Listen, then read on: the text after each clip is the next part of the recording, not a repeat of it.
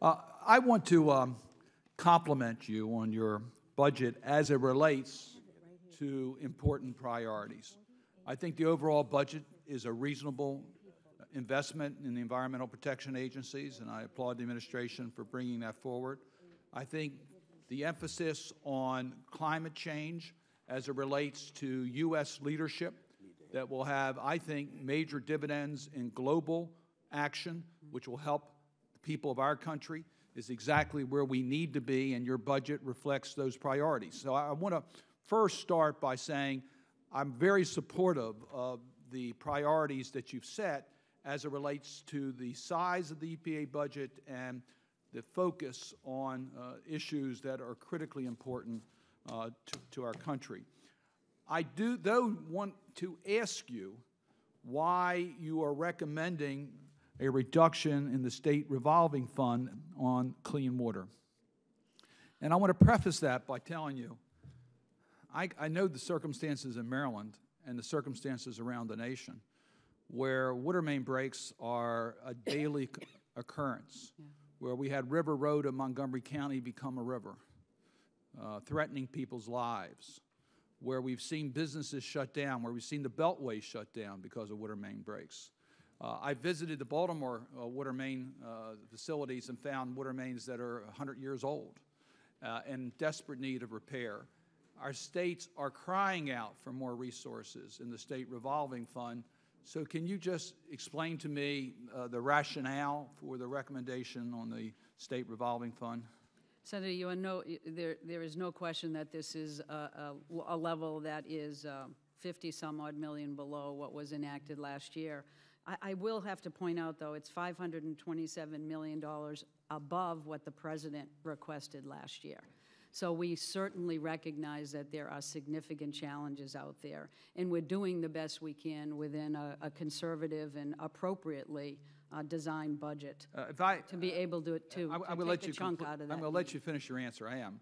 Yep. But it seems to me you're saying that you're depending upon Congress putting in the right amount of money.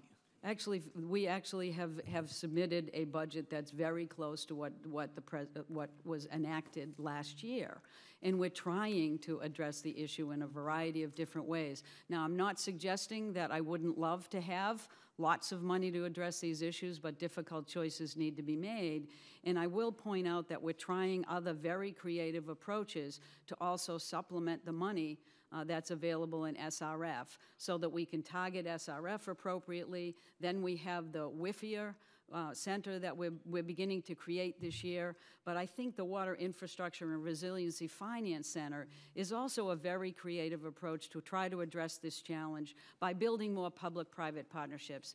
Now, it's not that I don't think we could always spend more money and spend it effectively. What I'm suggesting is that public sector dollars will not cover the need that is out there. We need to find very creative approaches and also attract private sector dollars into this venture because it matters to all of us. Well, I agree with that. I agree that we're going to have to supplement infrastructure financing by creative methods, whether it's WIFIA or whether it's tax credits or whether it's public-private partnerships, or my mayor, Stephanie Rawlings-Blake, suggested a separate trust fund for water infrastructure. We're going to have to do something for more. But you need a basic program that at least is there to provide the fundamental commitment by the federal government.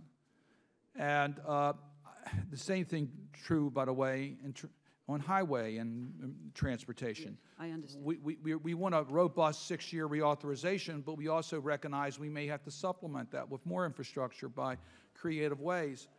And maybe my math is different than yours, and we can do this later and get me the information, but my staff tells me that this is a 22% cut in the Clean Water State Revolving Fund, amounting to a transfer of $332 million.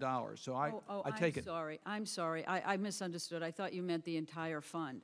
The Clean Water SRF is lower because we have shifted a lot of the additional resources to drinking water. So as a whole, it's $2.302 billion is what we're proposing. But what the state revolving fund that deals with our wastewater treatment facilities are cut by 22%? That is because the shift has gone to drinking water for the first time in quite a while, because the need on drinking water is even more severe than the need for wastewater at this point. I can show you, and certainly will provide your staff with the figures. We need modern drinking water for capacity, but if we don't deal with wastewater treatment, we're going to have problems with clean water in our streams. I can assure you of that. It's a major source of pollution for our water bodies.